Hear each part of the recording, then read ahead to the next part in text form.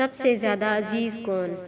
ایک چھوٹا لڑکا بھاگتا ہوا شیوانا قبل از اسلام کے ایران کا ایک مفکر کے پاس آیا اور کہنے لگا، میری ماں نے فیصلہ کیا ہے کہ معبود کے کاہن کے کہنے پر عظیم بدھ کے قدموں پر میری چھوٹی معصوم سی بہن کو قربان کر دے، آپ مہربانی کر کے اس کی جان بچا دیں۔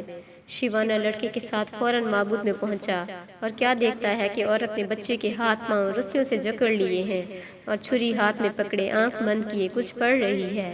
بہت سے لوگ اس عورت کے گرد جمع تھے اور بت خانے کا کاہن بڑے فخر سے بت کے قریب ایک بڑے پتھر پر بیٹھا یہ سب دیکھ رہا تھا۔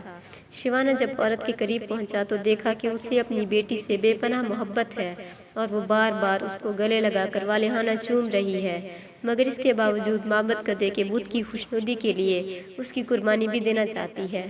شیوانا نے اس سے پوچھا کہ وہ کیوں اپنی بیٹی کو قربان کرنا چاہ رہی ہے۔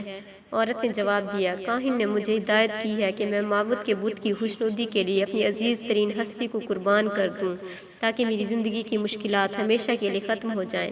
شیوانا نے مسکرا کر کہا، مگر یہ بچی تمہاری عزیز ترین ہستی تھوڑی ہے، اسے تو تم نے ہلاک کرنے کا ارادہ کیا ہے۔ تمہاری جو ہستی سب سے زیادہ عزیز ہے وہ تو پتھر پر بیٹھا یہ کاہن ہے کہ جس کے کہنے پر تم ایک پھول سی معصوم بچے کی جان لینے پر تل گئی ہو۔ یہ بت احمق نہیں ہے، وہ تمہاری عزیز ترین ہستی کی قربانی چاہتا ہے۔ تم نے اگر کاہن کے بجائے غلطی سے اپنی بیٹی قربان کر دی تو یہ نہ ہو کہ بت تم سے مزید خفا ہو جائے اور تمہاری زندگی کو جہنم بنا دے۔